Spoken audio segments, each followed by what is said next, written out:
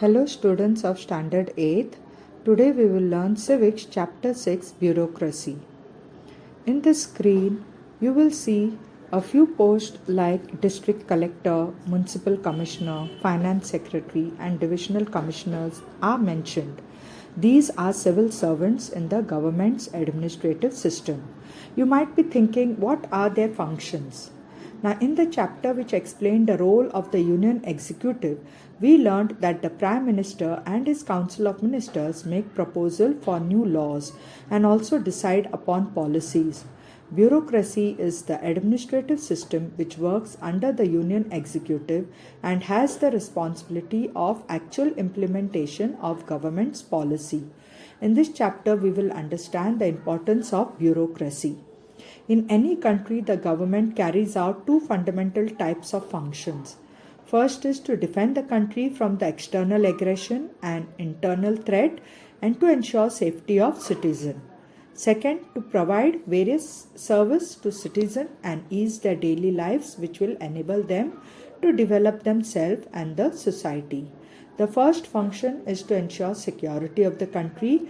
This is carried out by the service called the Defense Forces. The role of internal security is carried out as aid to civil services. For the second function, an administrative system is developed. We call it the civil services. The system of civil servant is also known as bureaucracy. In the parliamentary democracy, representatives elected by the people and the ministers have the responsibility of administration. The function of the government are discharged by various departments. Every department has a minister who is the political head of that department. As a representative of people, the minister has to carry out the work of the department by giving priority to public welfare. The minister may not be expert in a particular subject, but he or she is conscious of broad public interest. The secretary of the department gives expert advice to the ministers. The secretaries are appointed from the civil service.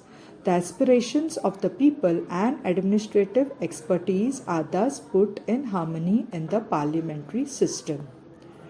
Characteristics of bureaucracy: permanent mechanism, tax collection, environment protection, maintenance of law and order, provisions regarding social security are certain important tasks that have to be consistently undertaken by the bureaucracy. This is possible because bureaucracy is a permanent mechanism.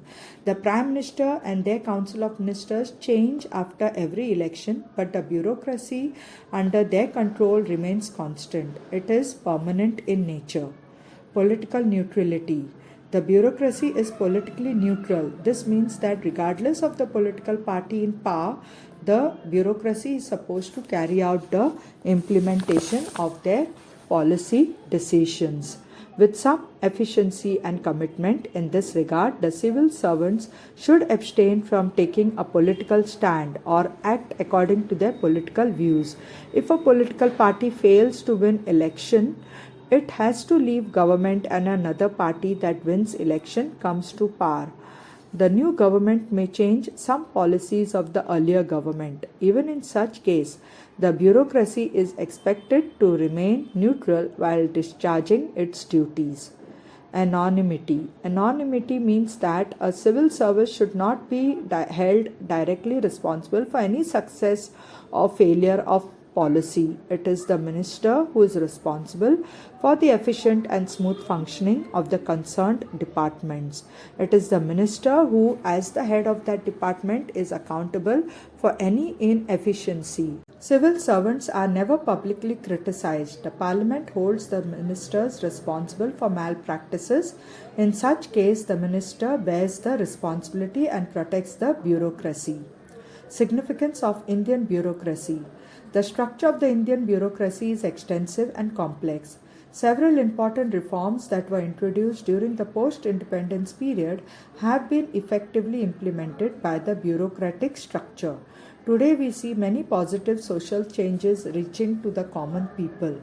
These changes have been brought by the Indian bureaucracy by implementing the policies made by the government. Bureaucracy gives stability to the political system.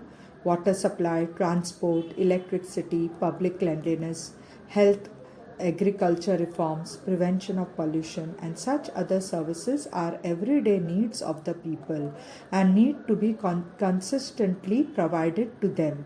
This brings stability in the day-to-day life of the people. Secondly, it is important to understand that bureaucracy is an important instrument of social transformation. The laws enacted by the government for empowerment of women, child security, plans for the marginalized section are implemented by the bureaucracy.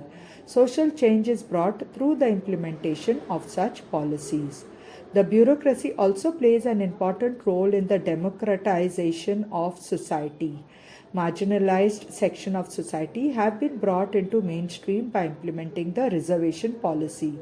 Their participation has been increased in the process of decision making.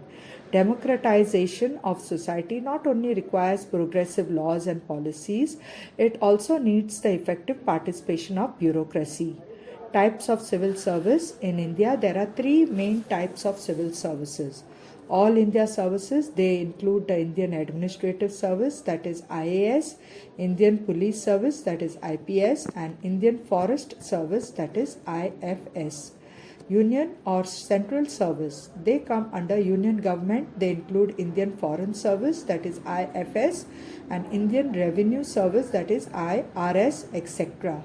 State civil service, they come under state government. They include deputy, district collector, block development officer, tehsildar, that is executive magistrate, etc. They are recruited through competitive examination held at the state level. Indian Constitution has established autonomous institutions like the Public Service Commission to ensure that the civil servants are selected on the basis of criteria of merit and efficiency. The Union Public Service Commission, that is UPSC, conducts examination for recruitment and appointment of candidate for all India service and central services. The Maharashtra Public Service Commission, that is MPSC, selects candidates through competitive examination and recommends them to the government to be recruited in the state administration. In order to provide opportunities to all sections of society to enter in bureaucracy and civil services, there is a provision for reservations for the scheduled caste, scheduled tribes, women, other backward caste, and specially abled. This provision ensures that weaker sections of the society are not left out of civil services due to social inequality. Minister and civil servants. The efficiency of a particular government department depends upon the interrelationship between the minister and department secretaries and deputy secretaries. The decisions relating to the department are made by concerned ministers, but necessary information to make such decisions is given by the civil servants. Civil servants, meaning bureaucracy, has complete control over information. It is the civil servants who knows the financial provisions for a particular scheme or plan, and civil servants are aware of the history of successes and failure of policies. Hence, ministers are dependent upon the civil servants.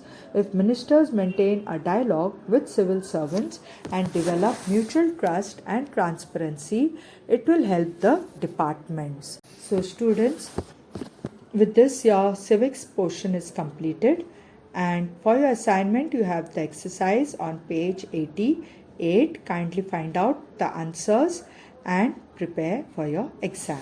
Thank you.